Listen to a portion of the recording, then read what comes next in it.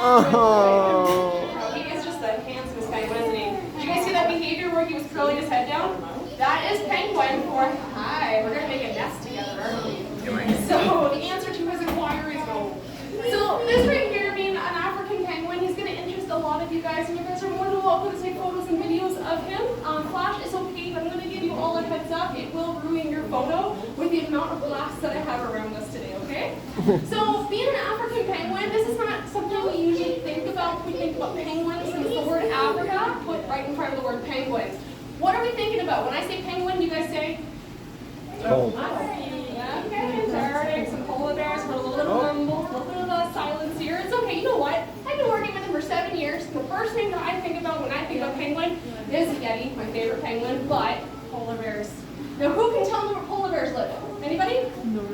North, absolutely. They live in the northern hemisphere. Penguins do not live in the northern hemisphere. They live in the southern hemisphere, meaning that polar bears are on the top, while all of our penguin friends are on the bottom. Now this guy right here, you're gonna jump pretty, let's not do that.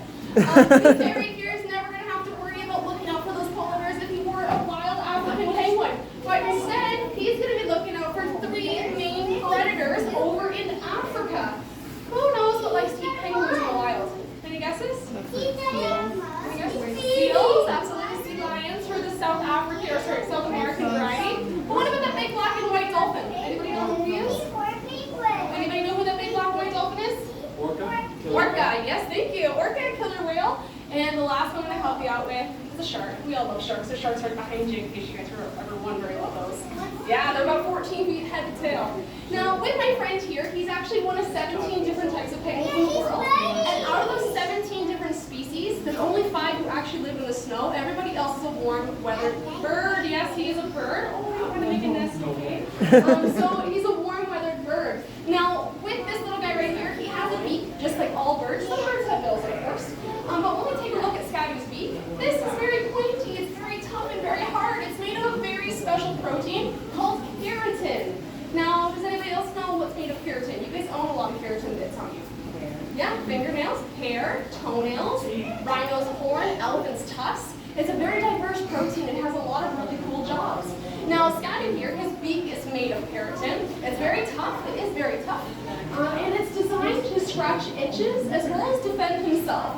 One of the things penguins can do is actually use their beak kind of like a sword. They can gouge out the eyes of other animals. One of the reasons why I will never put my face near a penguin's face. You'll probably see social media sometimes where trainers do have their faces up close and personal. I wouldn't recommend it by any means, just in case. Now, this particular penguin here, he has something else that's made of keratin. Does anybody want to have a guess what's made of keratin outside of his beak? What's the black and white stuff? He's a bird? What are birds covered in? Feathers.